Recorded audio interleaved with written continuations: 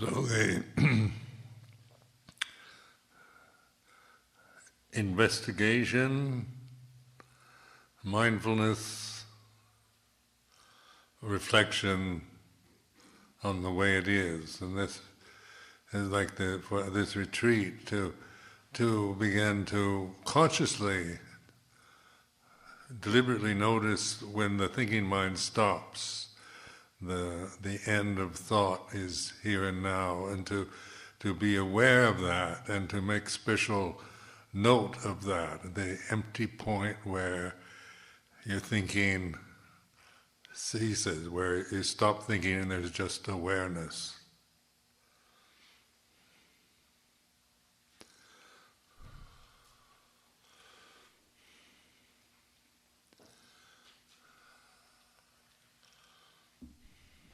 Então, a investigação, a mindfulness, a plena atenção, a reflexão da forma como é.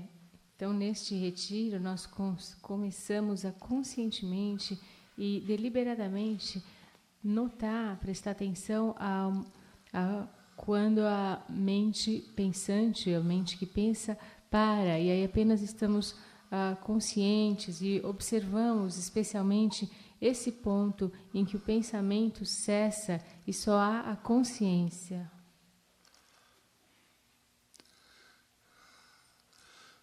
So mindfulness is then with wisdom, sati and panya is the discernment of presence and absence.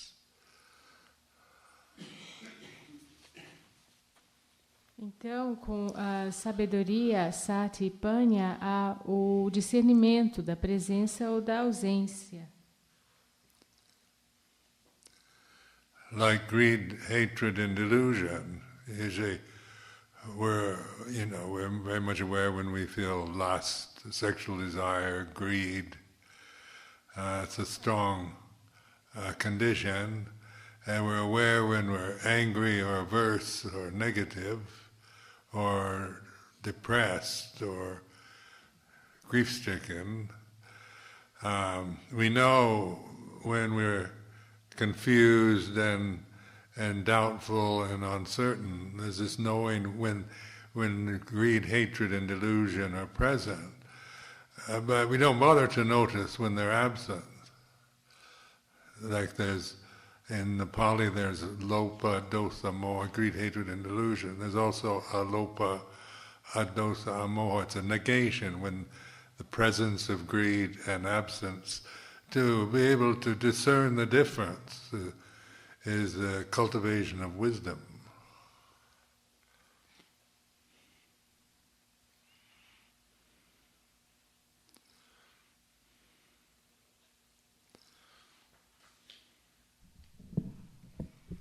Em relação à cobiça, ódio e delusão, a gente tem muita consciência de quando aparece um desejo forte, um desejo sexual, uma ganância.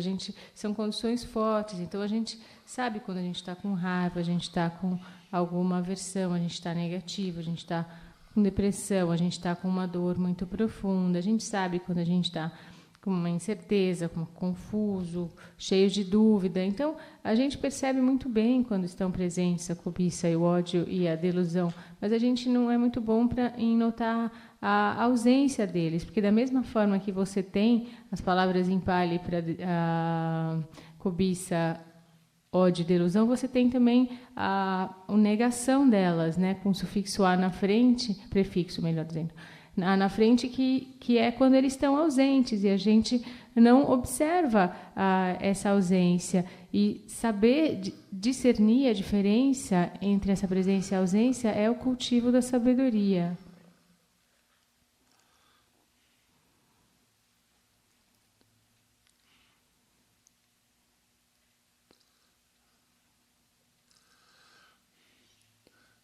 The delusion of greed, hatred, and delusion is we always see it in terms of it's me and mine. It's good or bad, and we see it always in judgmental terms. We live in the world of this dualism of day and night, seasons of the year changing, and our own, there's right and wrong, good or bad in terms of the conditioned realm. And this is what we identify with. This is what we regard as the real world.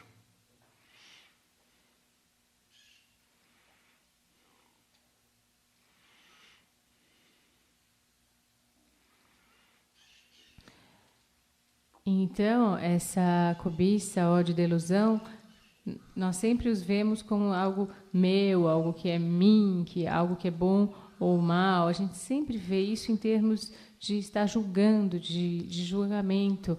Porque nós vivemos num mundo de dualismo, onde há o dia e a noite, as estações que se sucedem, há o certo e o errado, o bom e o mal, nesse plano condicionado. E é com isso que nós nos identificamos e é isso que nós vimos como sendo o mundo real.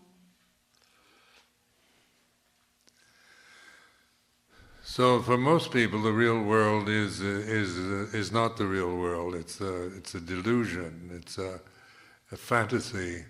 It's habit patterns. It's what you're used to.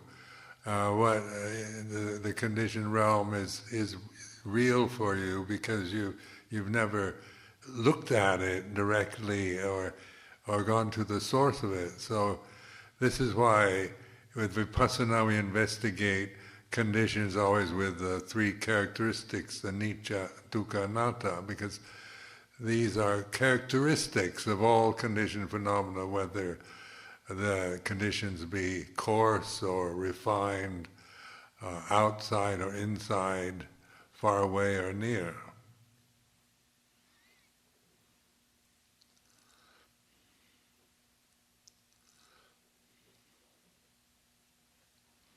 E para a maior parte das pessoas, o mundo real não é o mundo real. Ele é delusão, ele é fantasia, são padrões de hábitos, aquilo com que você está acostumado. O plano condicionado é real para você porque você nunca foi à fonte. E é por isso que nós, no Vipassana, sempre investigamos tudo isso em termos de anicca, dukkha e anatta, porque são as características de todos os fenômenos condicionados, sejam eles refinados ou grosseiros, internos ou externos, próximos ou distantes.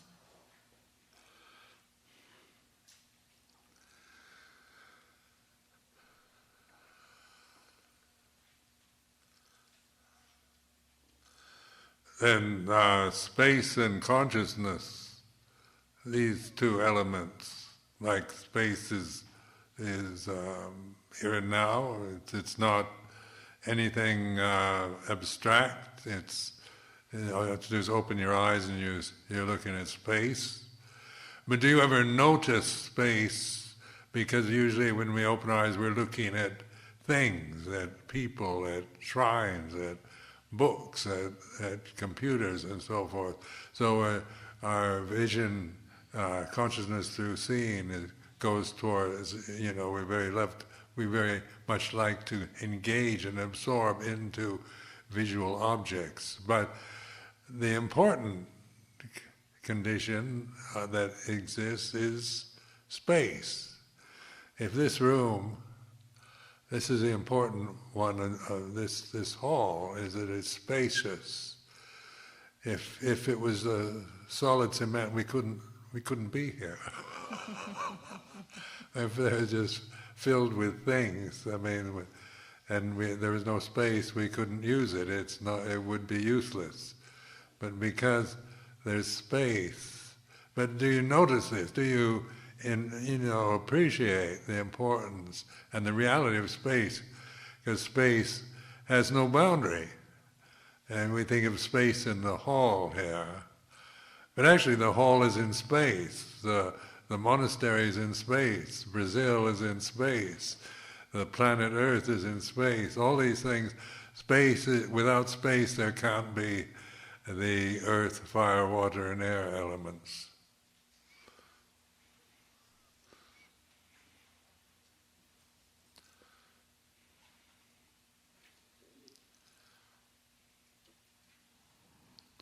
Então, consciência, perdão. Espaço e consciência. O espaço é aqui e agora, não é uma coisa abstrata. Apenas abram os olhos e vocês vão ver o espaço. Mas é algo que a gente nunca nota, porque a gente abre os olhos e fica olhando para coisas, para pessoas, livros, computadores, né? É isso que envolve essa consciência que nós temos por meio da visão. A gente gosta de se envolver com objetos visuais, mas uma condição importante é o espaço. O espaço ele é importante, por exemplo, se essa sala fosse toda compacta, a gente não poderia sentar aqui dentro. Se ela tivesse empilhada de coisas até o teto, não teria espaço para a gente, ela não teria utilidade nenhuma. Então, há esse espaço, mas a gente não observa, não aprecia isso. O espaço ele não tem fronteiras e essa sala de meditação, ela está no espaço, o monastério ele está no espaço, o Brasil está no espaço, o planeta Terra está no espaço. Sem espaço não há os elementos terra, fogo, água e ar.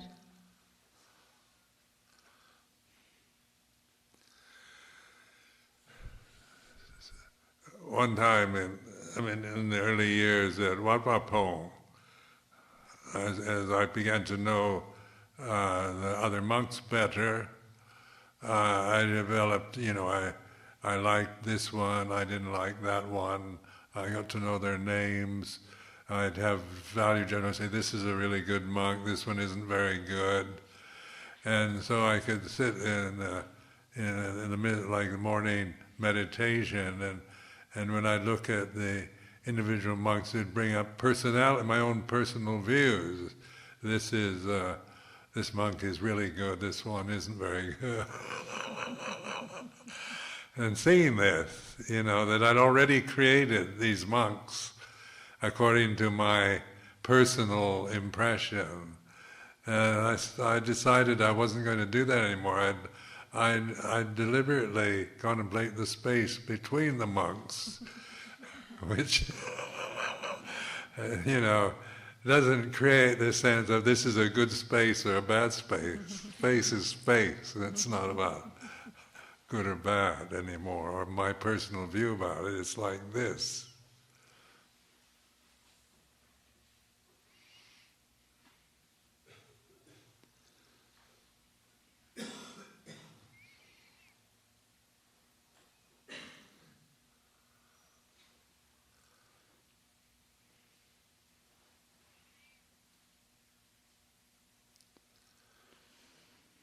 Então, no começo, da minha vida em Wat Pah Pong, eu comecei a conhecer os monges, conhecer melhor os monges, aí eu desenvolvi aquelas ideias. Eu gosto desse monge, eu gosto, desse eu não gosto. Comecei a saber os nomes dele e pensar, esse é um bom monge, esse já não é tão bom. Aí na meditação da manhã, eu via aqueles monges lá e aí eu vinham à tona essas visões, esses pontos de vista pessoais. Esse monge é bom. Esse monge já não é tão bom.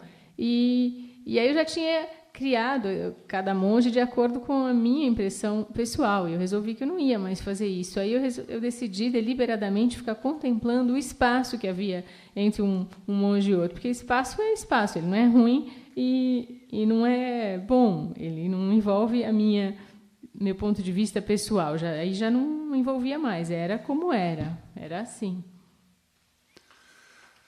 And then consciousness, space and consciousness, these are the earth, fire, water, air, space, and consciousness are the 6 elements listed in the scripture. Consciousness then has no boundary. It's not personal. It's not so. And you don't need to open your eyes and you try to look for it. You won't find it because it's not out there.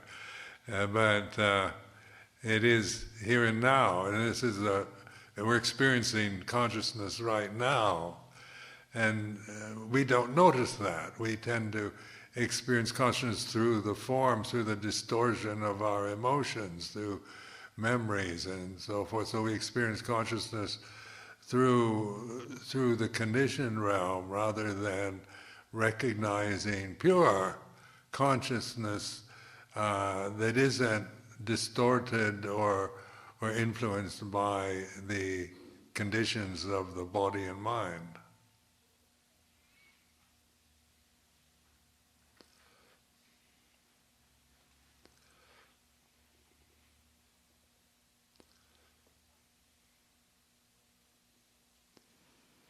E em relação à consciência, de acordo com os textos, com os 6 elementos, né? Então, a terra, fogo, água, ar, espaço e consciência. E a consciência, ela não tem fronteiras, ela não é algo pessoal. E não adianta você abrir os olhos e tentar encontrá-la, porque não é uma coisa que está assim.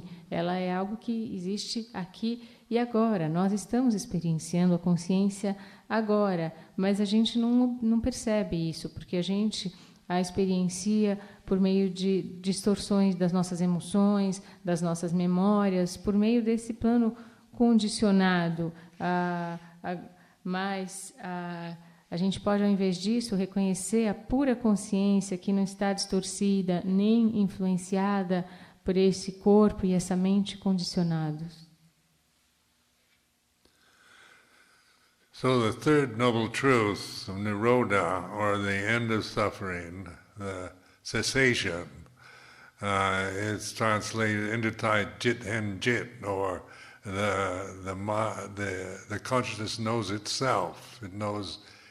It can know itself, but it's not an object. It's just knowing, pure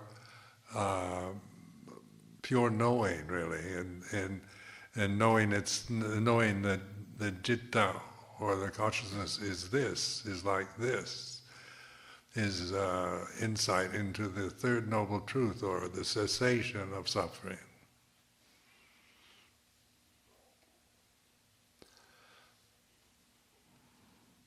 Então, a terceira nobre verdade é Nirodha, a verdade sobre o fim do sofrimento, sobre a cessação do sofrimento. E a frase em tailandês para isso diz que a consciência conhece a si mesma, ou sabe de si mesma. Não é um objeto, mas sim aquele saber, aquele conhecer puro.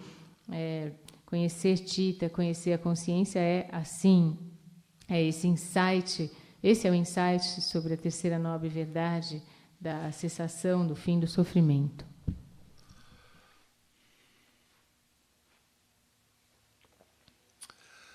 And then that is samadhi, or right understanding, which is the fourth noble truth, the path of liberation, the Eightfold Path.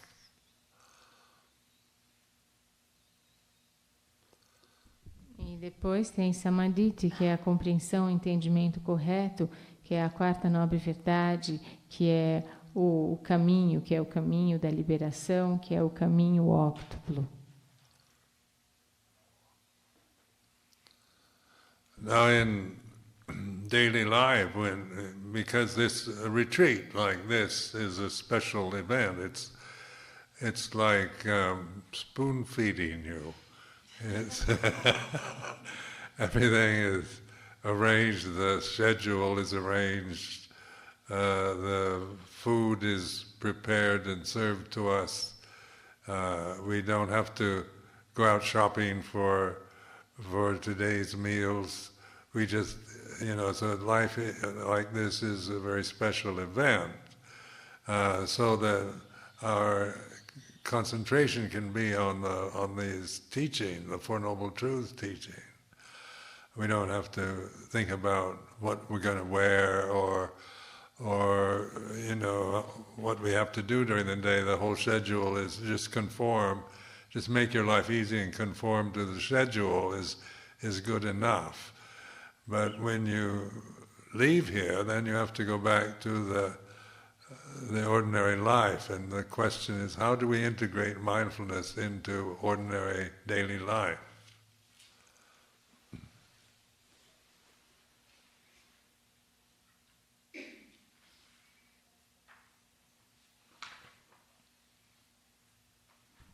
Então, o retiro, ele é um evento especial. Aqui é como se alguém estivesse dando comidinha na sua boca.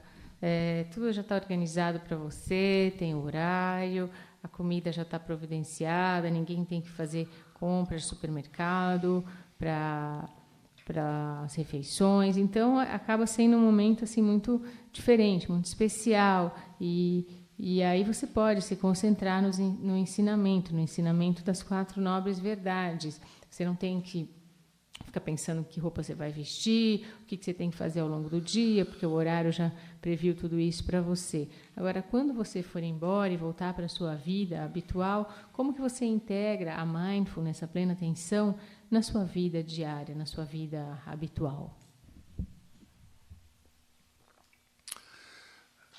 And because daily life is not organized as a retreat, but mindfulness still is the way, and during this retreat, emphasizing what mindfulness really is. I mean, there's mindfulness of an object, like we're talking about surgeon operating. That's mindfulness of the object, of the performance, and the conditions for that are special. You go into a surgery and then everything is set up, sterile procedures are imposed, and the nurses and assistants all know how to support. And so the aim of the surgeon itself is just to concentrate on the actual surgical act. And that's because the conditions are allowing that.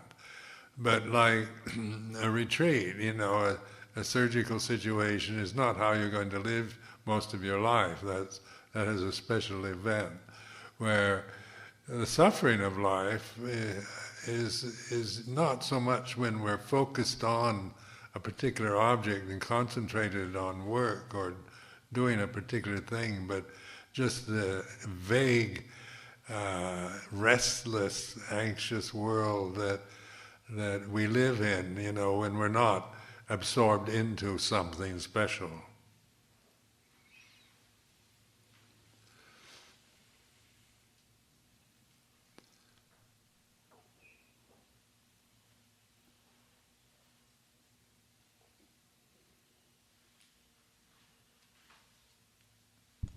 A nossa vida diária, habitual, ela não é organizada assim como um retiro, mas ainda assim o caminho é a plena atenção, é a mindfulness. E a gente tem visto, o que é realmente a mindfulness, a plena atenção. A gente falou que pode ser a plena atenção sobre um objeto ou sobre algo que vai ser realizado, e em condições especiais, por exemplo, no caso da cirurgia, há condições especiais para aquilo. Você tem o centro cirúrgico, tudo esterilizado, os enfermeiros e os assistentes, os auxiliares, todos conhecem os procedimentos, e o papel, então, do cirurgião é só se concentrar no ato de fazer a cirurgia. E as condições permitem isso. Então, isso é similar à situação que vivemos em um retiro, que é um evento especial, mas a nossa vida não é assim normalmente. E o sofrimento da vida, a maior parte não vem de quando a gente está concentrado em alguma coisa, mas sim ele envolve aquele mundo inquieto e ansioso em que nós vivemos quando não estamos absortos em algo especial, em algo específico. So, integrating mindfulness is when you feel confident, know what mindfulness is, not of the particular focused mindfulness on an object, but this wide expansiveness, just attention here and now into the present. Present experience is like this. It's like listening. It's inclusive. It's not separate. It's not divisive. And that's like to notice when the thinking mind ceases, where there's that space, that gap. Like asking a question, what is the meaning of life? And then, if you notice, your thinking mind stops. What is the meaning of life?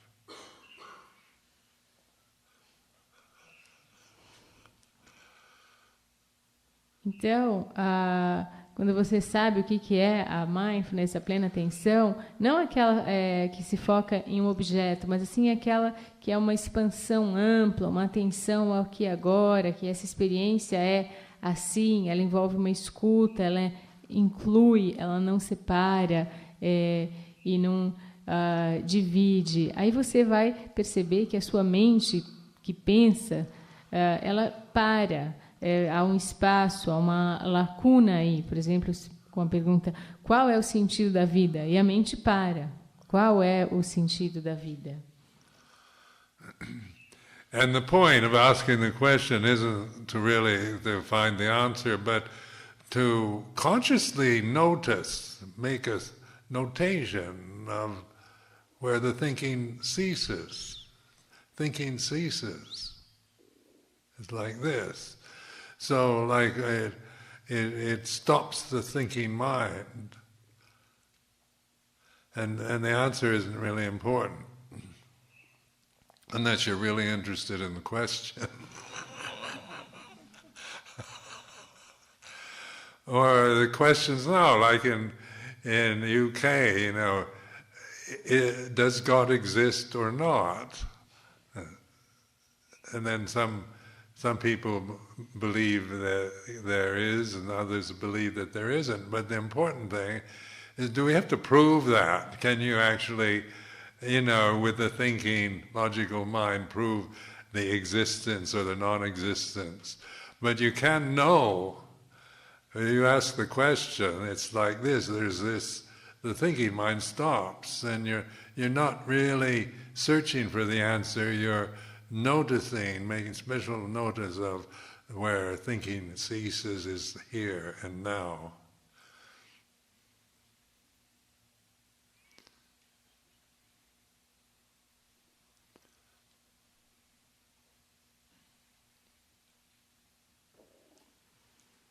Então a gente faz essa pergunta não para encontrar a resposta a ela, mas para observar conscientemente quando o pensamento para. Então, a cessação do pensamento é assim, porque essa pergunta ela interrompe aquele processo de pensar da mente, aquela mente que está pensando. E a resposta não é importante, a menos que você esteja realmente interessado na pergunta. No Reino Unido, uma pergunta frequente que se faz é: Deus existe ou Deus não existe? Algumas pessoas acham que sim, algumas pessoas acham que não. Não dá para você provar isso, né? Mas o importante é você observar o que acontece quando você faz a pergunta. Você pode observar, bom, fazer essa pergunta é assim. É a mente que fica pensando para. Você não vai estar buscando uma resposta, mas você vai especialmente observar quando o pensamento ele cessa. E que isso acontece aqui e agora. So with the mantra Bhuto, also it stops. So first we use a mantra as a concentration practice. You go Bhuto, Bhuto, Bhuto. You don't notice the space around it, you know, so you don't notice it. You keep repeating it over and over. But then you can also recognize that it has a beginning and ending. And this is where you're really aware, the vipassana type of sati sampajanya. Before you think Bhuto, there's consciousness, there's no thought, there's gap, there's a space. And then you intentionally think Bhuto, and then there's nothing after that. Just space and consciousness. And there's the knowing of this. There's knowing, knows the presence and the absence. And this is, it discerns, it's knowing this. It's not saying the absence of thought is better. It's not about comparing or analyzing, but it's just noticing the way things really are.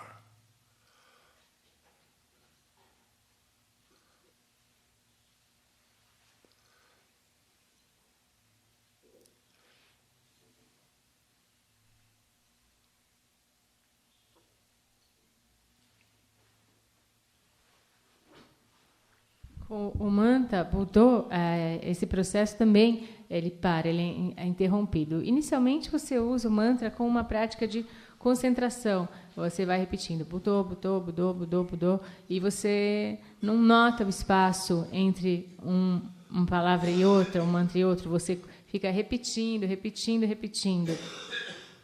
E só que você pode também reconhecer que ele tem um começo e tem um fim. E é aí quando você está com consciência, com o Vipassana Sati Sampajanya. Então, depois do Budo, o que tem, ou entre um e outro, é a consciência, é a ausência de pensamento, é uma lacuna, é um espaço, certo? Então, você observa que depois do Budo não tem mais nada, só tem esse espaço e essa consciência. E porque intencionalmente você observa isso depois que você pensa Budo. Então você tem esse saber, esse conhecer de que há a presença ou a ausência. Não no sentido de comparar, de analisar e achar que um é melhor do que o outro, mas apenas de observar a forma como as coisas realmente são.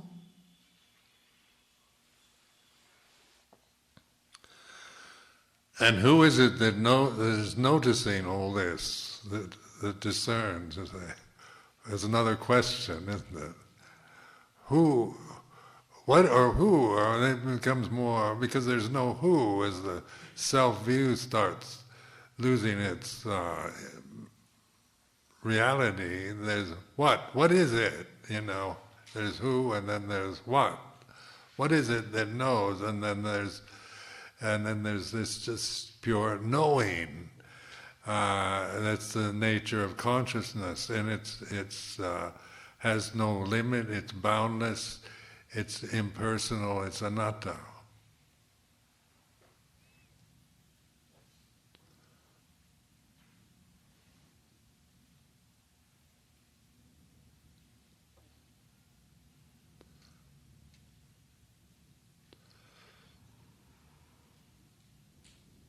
E quem está observando tudo isso? Quem está discernindo? Essa é a outra pergunta. E como não há um quem ou alguém, a visão de um eu vai perdendo a sua realidade. Então, a pergunta é, o que é aquilo que sabe, que conhece? Há apenas o saber, o conhecer puro, certo? Ou seja, a consciência, a natureza da consciência que não tem limites, que não tem fronteiras, que não é pessoal, que é anatta.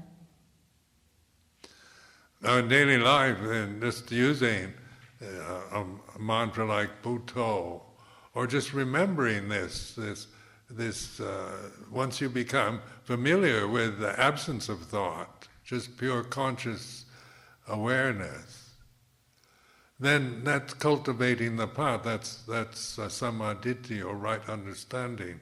And this you can integrate into a daily life.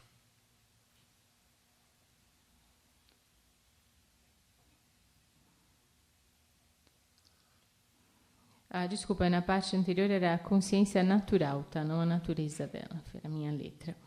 E na vida diária a gente pode usar o mantra ou apenas lembrar disso, dessa atenção, desse espaço. Quando a gente se familiariza com a existência desse espaço, quando a gente tem essa consciência, a gente tem samadhi, tem o entendimento ou a compreensão correta. E isso é algo que pode ser integrado à nossa vida diária.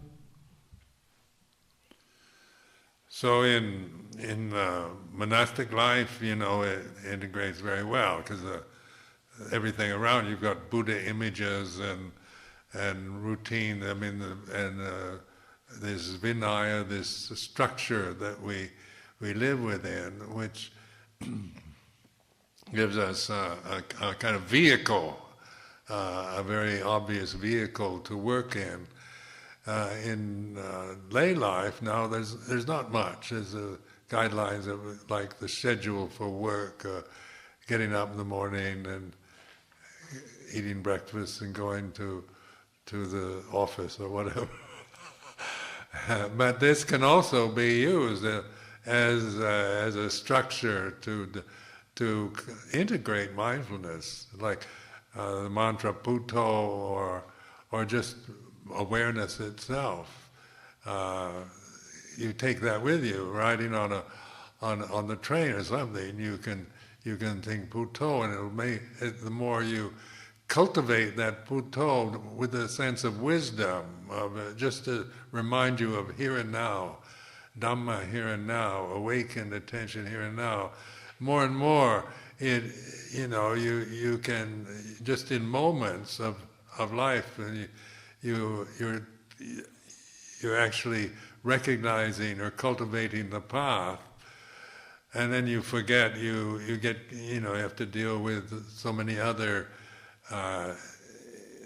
things that are happening, but using it as a way of say, when you go to the office, when you enter the lift or the elevator, or all these things, just using particular situations to think Puto, and to remember, use this study to remember this space, this gap, this awareness, and then you can integrate that into your professional life, your family life, more and more, if you really have confidence in this awareness, the trust in this awareness.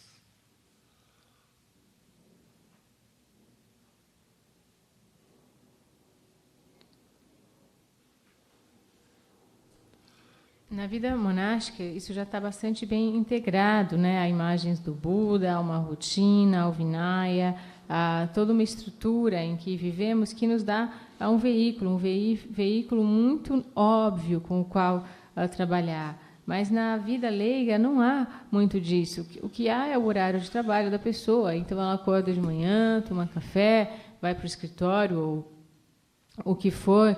Mas isso também pode ser usado como uma estrutura a qual você integre a mindfulness, a consciência. Você pode incluir o Buddha, por exemplo. Você pode no metrô, no transporte público, pensar Buddha com uma noção de sabedoria aí, de Dhamma aqui e agora, de uma atenção desperta ao aqui e agora. Então você pode, nesses momentos da sua vida, cultivar o caminho. Aí às vezes você esquece, tem outras coisas com as quais você tem que lidar, e aí você pode usar momentos, por exemplo, quando você vai entrar no escritório, quando você vai entrar no elevador, para pensar em Buddha, usar uma situação específica como esses momentos para lembrar, pensar Buddha e lembrar do espaço, lembrar dessa lacuna, lembrar dessa atenção, dessa consciência, e com isso você pode ir integrando esses elementos cada vez mais à sua vida profissional e à sua vida familiar. E se você tiver confiança nessa consciência, nessa atenção. So I traveled a lot when I was living in England, and you have to go through immigration lines, queues, waiting for, you enter New Zealand and you have to go into a queue, and sometimes if you're the last one off the airplane, the queue is quite long. And my personal reactions to this is you may have a choice of several queues to follow, and so you're always looking at the other queue. Well, it seems to be moving more quickly than the one you're in, and you get all kind of wound up when thinking that somebody's waiting to meet you outside, and then you feel annoyance at the one who's checking passports, and suffer a lot.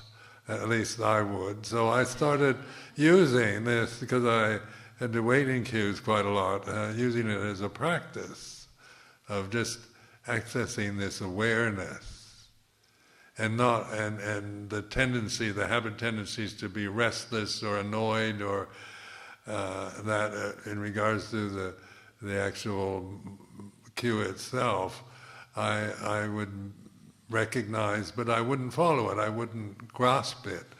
I'd keep listening accessing this empty consciousness with Buddho or with sound of silence.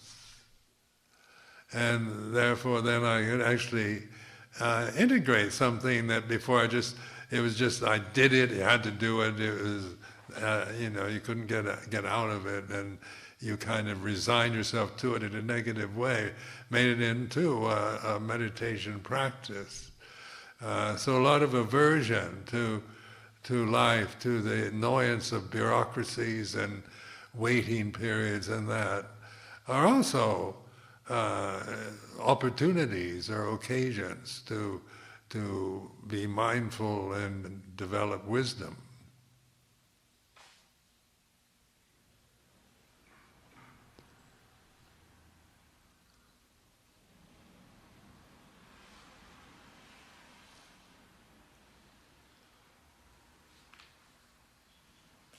Então, quando eu estava na Inglaterra, morando, eu viajava muito. E aí, sempre pegava aquelas filas enormes da imigração. Então, às vezes ia para Nova Zelândia e tinha uma fila imensa.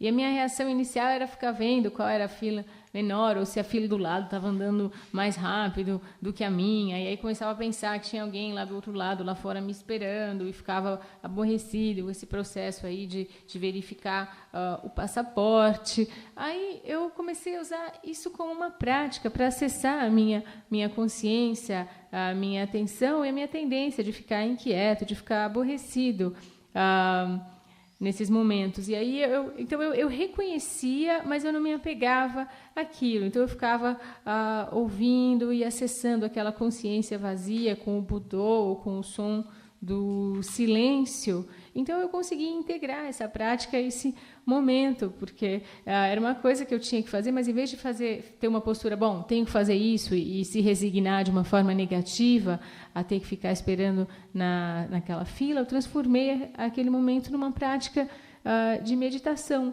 E a gente na vida passa por muitos momentos de aborrecimentos parecidos com esse, de ter que ficar esperando, de ter que lidar com trâmites burocráticos, e essas são também oportunidades, são ocasiões para termos mindfulness, para estarmos plenamente conscientes e desenvolvermos sabedoria.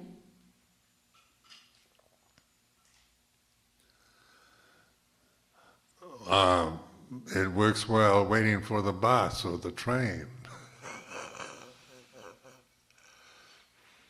Funciona bem quando a gente está esperando um ônibus ou um trem.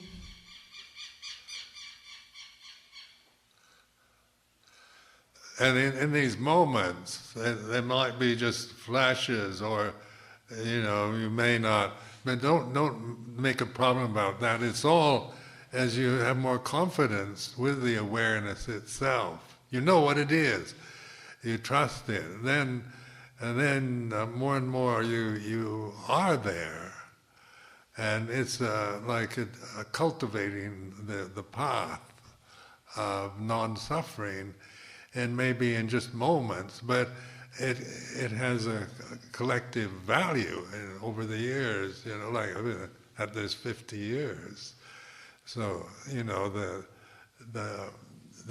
obstructions diminish and fall away, and the more you realize the power and the peacefulness that comes from sati, sampajanya, and panya.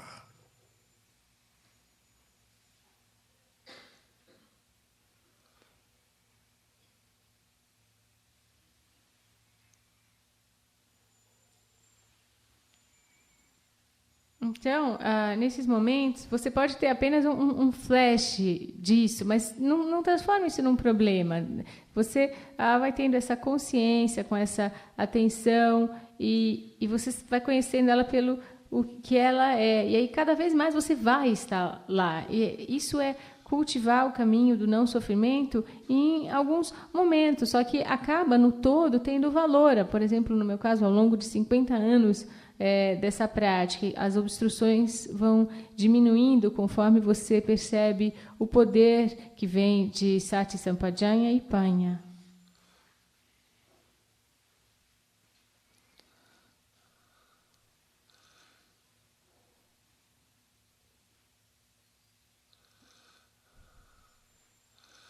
Luang Por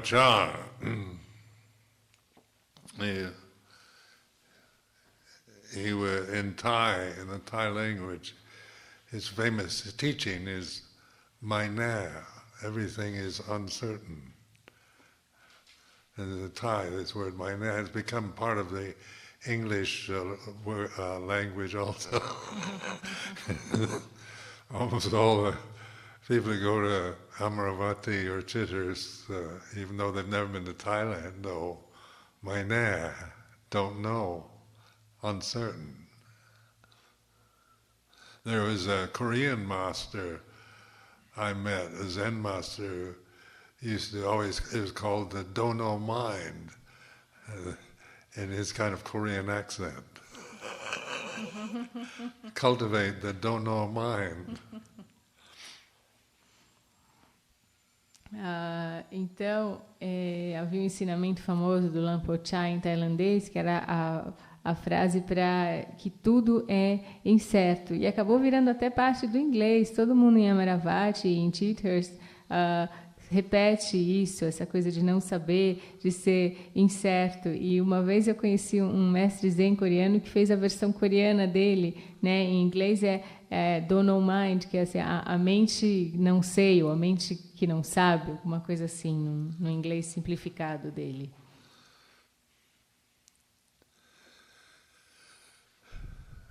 So it's consciousness then is universal, it's one, and it's knowing, not knowing.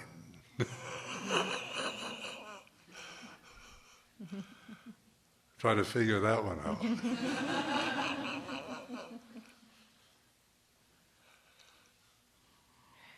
Então, a consciência, ela é universal, ela é uma, e ela é conhecer o não conhecer. Tentem entender essa. So this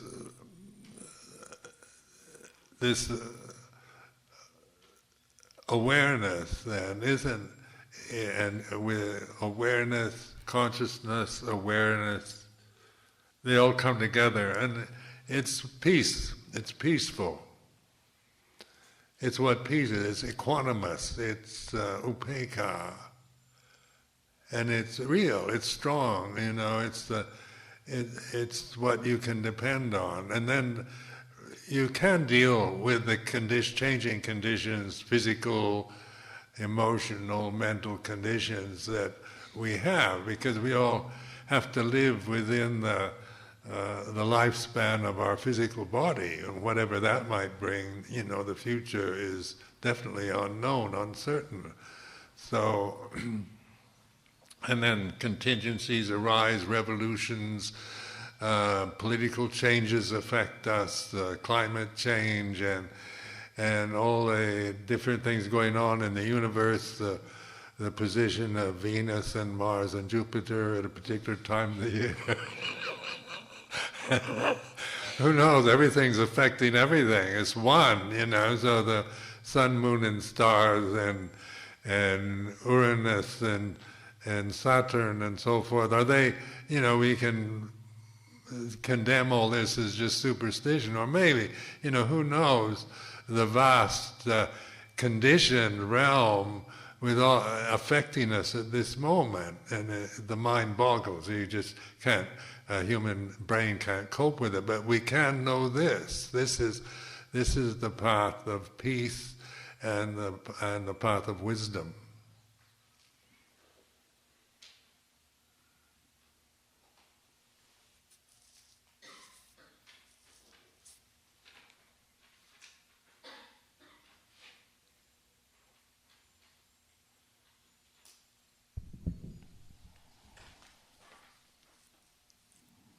Então, essa atenção, essa consciência, tudo isso se junta e é isso que é, e ela é pacífica, é isso que é a paz, é isso que é o upekkha, é a equanimidade, e é algo real, é algo forte, e é aquilo em que podemos confiar, com que podemos contar. E aí a gente consegue lidar com as condições físicas, emocionais que nós temos, com esse corpo, sabe lá o que ele vai nos trazer. O futuro é incerto, podem surgir revoluções, mudanças políticas, mudanças climáticas, pode haver mudança ali na posição, sei lá, de Vênus, Marte, Júpiter, parece tudo afeta tudo, porque é tudo um só. Então você tem o Sol, a Lua, as estrelas, Urano, Saturno, pode até chamar tudo isso de superstição.